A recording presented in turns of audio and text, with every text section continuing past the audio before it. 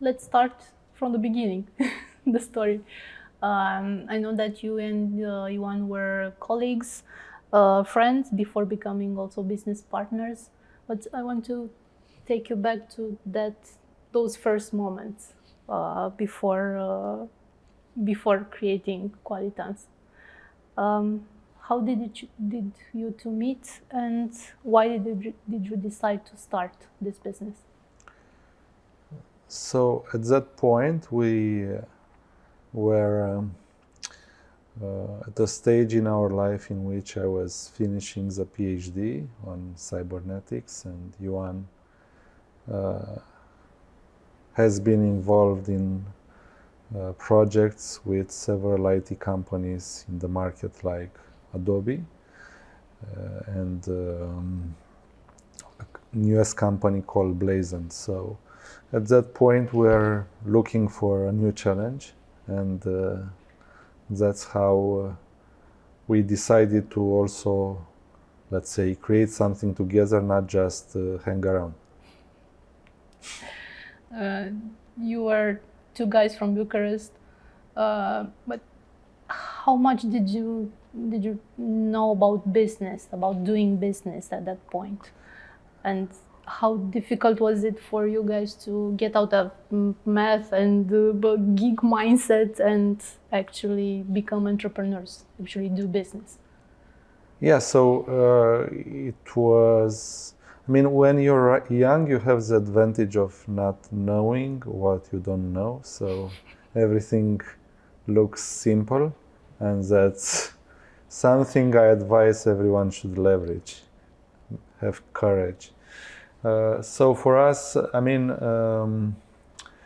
just to give you an example, the first thing we focused on was building a website and then putting a phone number on the website and waiting for clients to call, which never happened. So, okay, so anyway, we had some models around. I mean, Ioan had someone in his family was operating a small business, and also there were some companies growing up in Romania in the 90s on the antivirus, let's say, market, like RAV and Bitdefender. So in the same time in US, PayPal was being a big success story. So yeah, there were some bits of inspiration we had at that point. The company started to develop and you got your first customers, your first clients.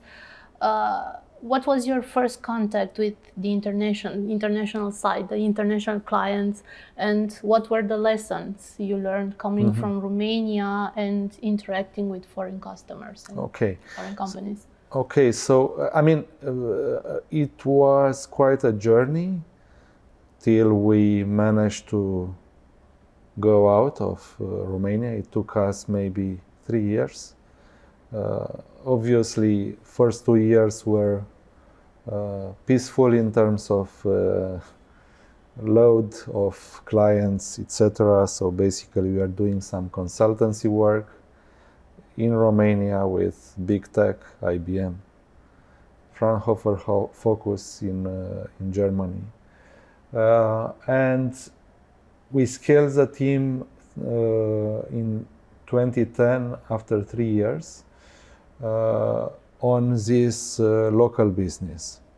And that was the point when we realized that in order to scale further, we'll need to also go out, because just reaching international clients in Romania was not enough to support our growth goals, let's say. So that's when we decided to do that, and looked for friends and family and get some contacts in the Bay Area, and Ioan was flying out there to create a bridge for Qualitance. Did you start the company having in mind the fact that you will want and get to work with international clients one day, clients outside Romania, not only just international in Romania? I would say our growth strategy and mindset was from the beginning that we'll just go to the international market, not just focus on the local markets. So we understood that IT is something that can be done and can be delivered anywhere in the world. So that gave us courage to do that, not just look at what other local companies were doing in Romania. How did you imagine Qualitance evolving one day, and what was the evolution that you imagined for the company at the beginning? At the beginning, we were imagining selling $1 million in the first year, which obviously was not the case for the first 4 or 5 years. So and then, but in the same time, I think having this ambition and growth mindset enabled us to have like a 50+% year-to-year growth in the first 12 years. Qualitance was born in the same year as the iPhone. What significance does this hold for you? Yeah, I mean, it was interesting that so Ioan was traveling at that point, and he was able to acquire one very early on, when people were like sitting, waiting for hours to get one in the US. Anyway, the interesting part with that was that somehow it opened a new world.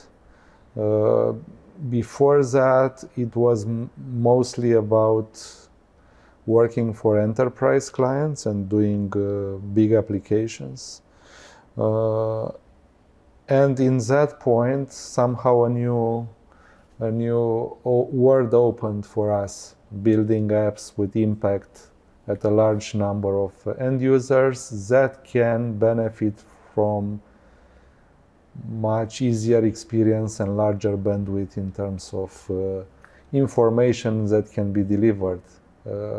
When you look at how fast can you type in, or how much information you can receive on a screen.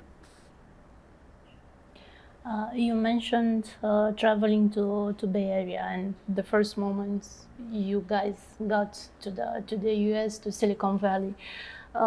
You started to work with startups there, with companies, even larger companies from Silicon Valley and from all over the States.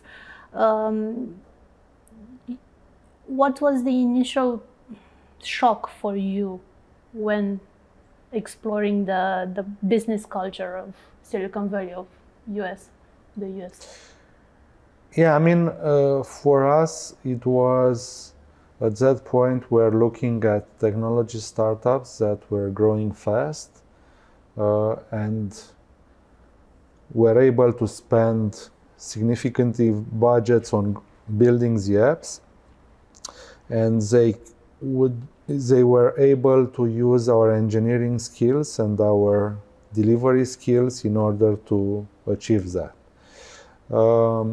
Convincing those companies to work with us was not a walk in the park. I mean, there is quite a cultural difference between countries in general.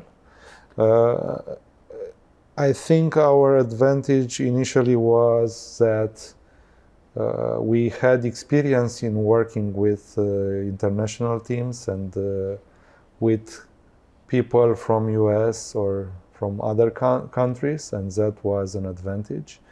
And secondly, we were able to onboard to our mission journey and convince with our stories some names in Bay Area, and we managed to create a board of advisors with Tom Chi from Google X, Robert Nyberg from 500 Startups, and some other guys.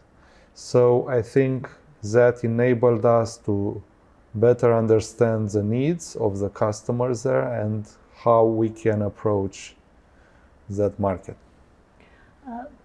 Tell us more about how you managed to convince also customers and also the guys from your board of advisors. How did you convince them to join you and your clients to become your clients and not someone else's, or a company that was actually based in the US to come to Romania? And what did they know about you and about Romania in general? And yeah, so if we talk about us,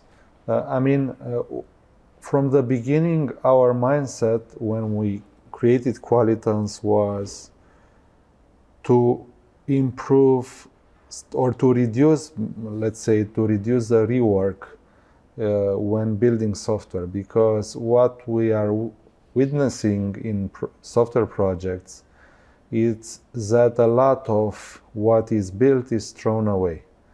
And there are a lot of reasons for that. Initially, we were looking at that from an engineering point of view, from the development and testing point of view. And then we evolved and we understood that whatever we do in engineering and testing, if we had bad requirements or we don't have the good problem to solve, our efforts will be useless. So this is how we onboarded Mike in 2016, and we created our first UX UI experience design team in Qualitance. Coming back to your question, I think they appreciated our drive, our energy, and our will to create things and build technology. If you remember those times, what things have you learned about that business environment and those companies that you've worked with or get to know while in the States, and that you also applied within Qualitance? So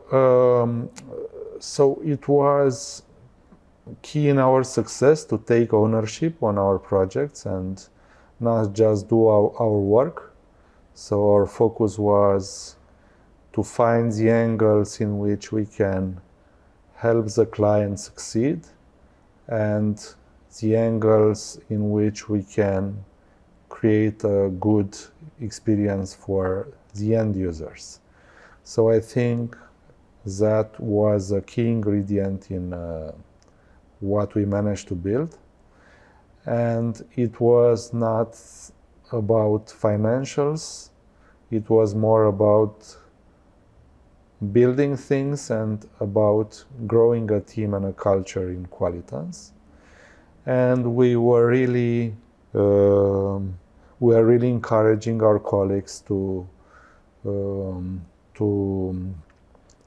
be open to what users and clients need, to have a test and learn approach, not just making assumptions, not just, let's say, discussing about, but really getting our hands dirty and doing things and then learning from that and taking total ownership on what we do. What works in Silicon Valley or used to work there but cannot work yet in Romania? That's an interesting question. I mean, obviously, when we started, it was a huge difference in capital and money and financing. So basically, that was enabling those companies to invest and to create things and to take risks. So there were large numbers of people that were willing to put money at risk and understand that they can lose those money and still do the job, which I think it was difficult for us those days to let's say to do or understand. What I can see right now is that we, in the last 3, 4, 5 years, we have like let's say vibrant environment also in Romania. There are people that are willing to risk their money and time and to create things. So I think somehow we're starting to get there. Obviously, that's a huge difference in terms of capital and investment. There still is a difference? There's a big difference, yeah. Not as big as it was like 10 years ago, but still difference, a significant difference. How do you see Romania and specifically the IT sector evolving? There are talks that it's gonna get to 10% of the GDP, and how important is to support this environment in order to maintain this growth? Yeah, I mean, IT is growing. Obviously, it's somehow linked with the economy and what companies are trying to build. And what is encouraging is that in the last 5 years, I see that companies in Romania are also investing money in building apps and building software. I mean also enterprise clients. I see that there are some incentives for the IT market, and the first incentives were like that tax deduction 20 years ago that enabled us to, let's say, get people back in Romania, because in the 90s a lot of specialists were going to Canada, were going to France, to US, and were not considering to work in the IT sector in Romania. I think there are companies that can grow talent around and can help, let's say, new generations of specialists to, let's say, get in this interesting domain and work in IT. And what is also encouraging is that it's not just services. Like 10, 15 years ago, it was 99% services. It's also products and intellectual property. Do you think that Romania's place and the IT ecosystem worldwide has changed? Are we still, let's say, a cheap outsourcing country where companies used to come and just bring their work and for the cheap IT labor or for tech talent after all? Or is this place being taken by another country and we need to find a new place, a new identity in this IT ecosystem? So we were able to scale up IT due to our engineering school and practices. We had a lot of people that were studying math, informatics, engineering in general, cybernetics, etc. So that enabled us to have people with good engineering mind and that were able to create a difference when working in IT projects. At the beginning, obviously, there was a play on price. That is not the case right now. I think that we're not a cheap market anymore. in the same time we need to prove that we can create value at a different, let's say, level of expectations from clients. So it's not just doing the engineering work, but being able to understand the problems that we solve for the users and to be able to communicate and work with people all over the world and focus on not just on what we do on a daily basis, but on what is the impact, actual impact of our work. So this is a mindset that is growing up and is required in order to sustain a bigger cost in terms of labor. What do you think that were the main moments that changed the IT ecosystem in Romania and were important so that we can be where we are now?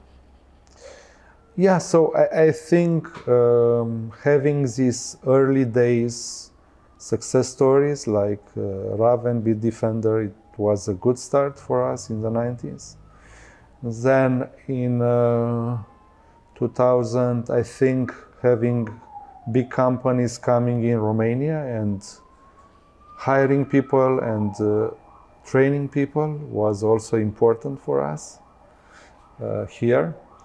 Obviously, being part of the European Union was an important milestone. And in the last 5 years, I think having the success story of UiPath also was a key milestone in getting the local IT market to a different level. Could we have been somewhere else if things would have developed differently? I mean, were there roadblocks that kept us from advancing as fast as, I don't know, the ecosystem could have?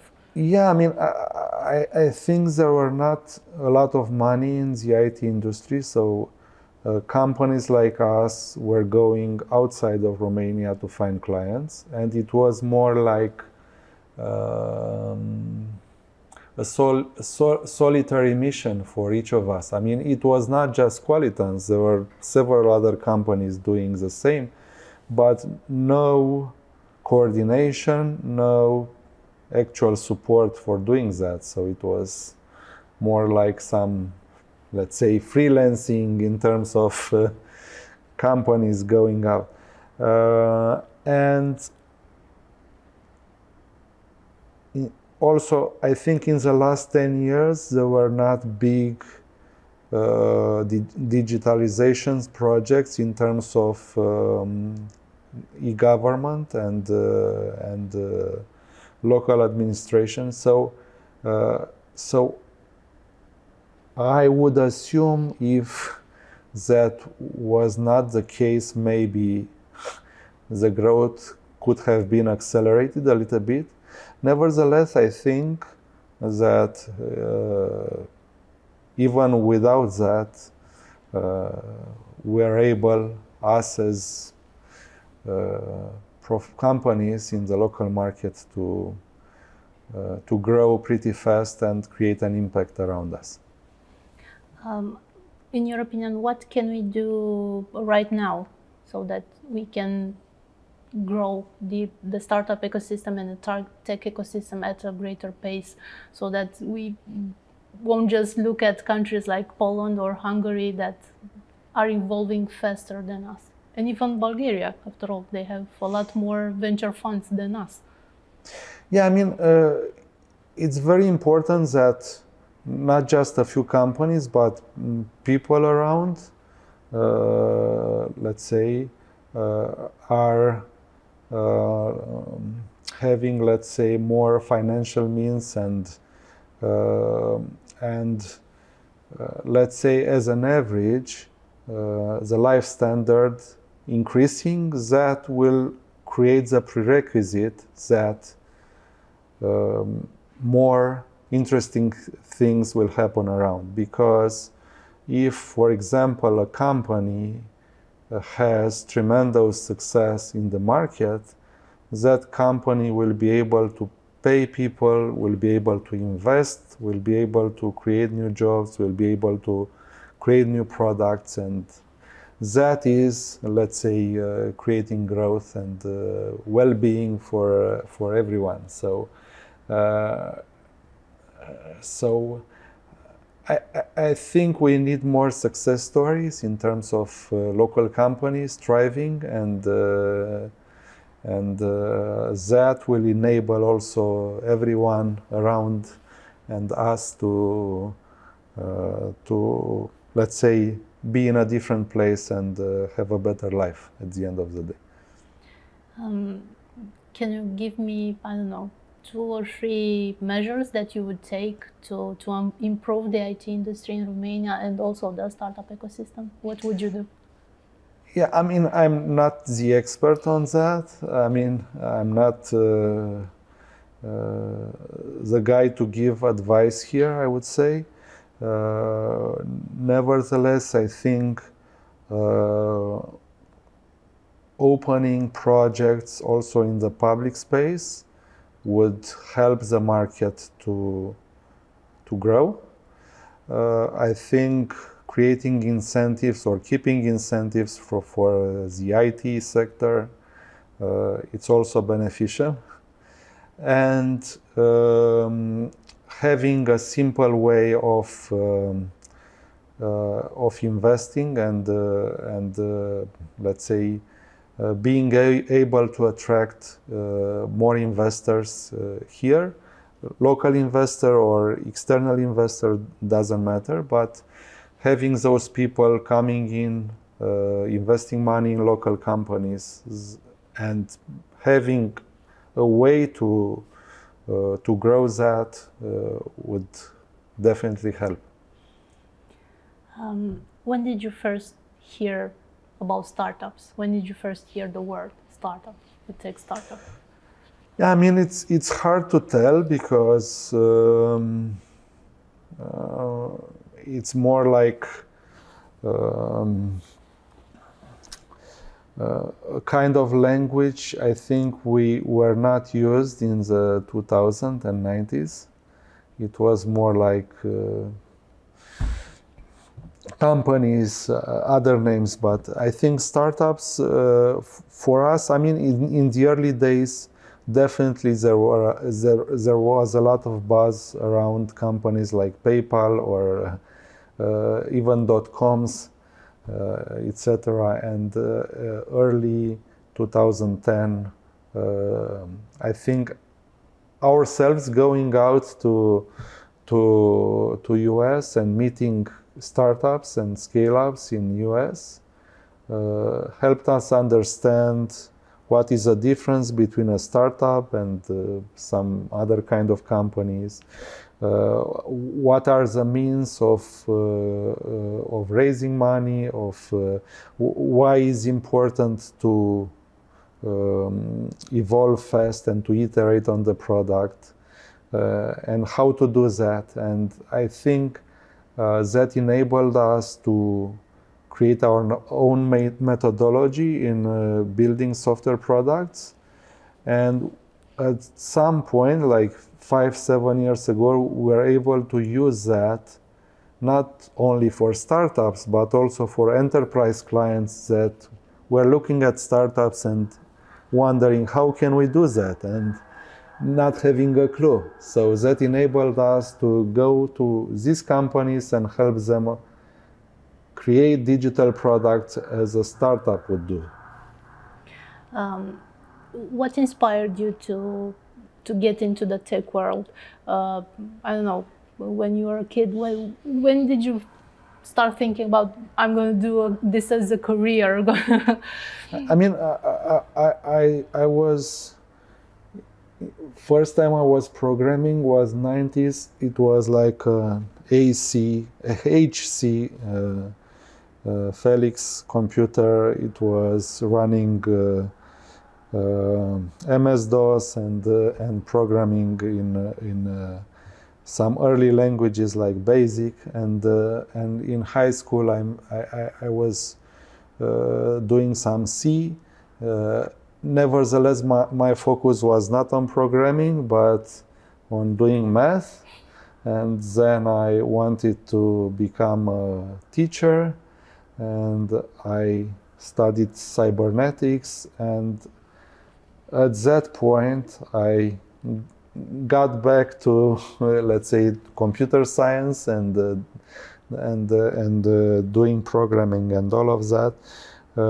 So I think for me was a process that took several years. I think quite some years, not just several. So nevertheless, I think what I appreciate about that is that everything depends on you. When you want to create something, you just write it, and that will happen exactly as you write it. Obviously, you can write it wrong, but it will do exactly what you say, not anything else. So that was interesting for me at the early age. So you wanted to be a teacher and somehow ended up being a founder, an entrepreneur. Yeah, but founder. Initially I was a teacher for quite some years, and I was an assistant lecturer at cybernetics and doing some R&D, and yeah. So I managed to achieve that, and then I was looking at, okay, so how can we apply that around us, and how we can create a larger impact with Qualitance. We're getting to our last question, and speaking about this and your teaching career and the R&D part, can you imagine now not having built Qualitance in the first place? Where would you be right now? What would you do? And I don't know, would you have another company? Would you still pick this road? Or would you just be a manager? Or would you still be a teacher? There's a big chance I would still be a teacher, because when you're teaching and when you're like a teacher or a professor in the university, the good part of that is technology is always changing. You need to explore a lot of new things, and you do that with young and very smart students, and that is creating an interesting meaning per se. And I think also in Qualitance, when I look at these 15 years, I think a lot of the success of the company was brought by having a very enthusiastic and thriving team around us, and being able to make a difference was a lot because of that. I mean, was due to the team and those guys that worked with us and believed in whatever we try to build at different stages of the company. Do you still remember which was your biggest fear when starting, or I don't know, maybe along the way, if it's changed?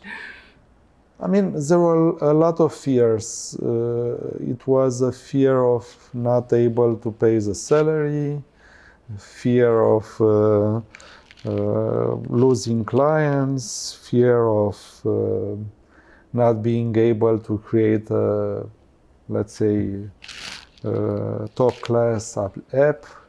I mean, it's not an easy journey, and at the end of the day, you get satisfaction from whenever you're investing a lot of work and a lot of energy, then the chance of getting an interesting outcome will exponentially increase, and it's some law of the universe that something good will come back at some point. Do you have any regrets at this point? No regrets at this point.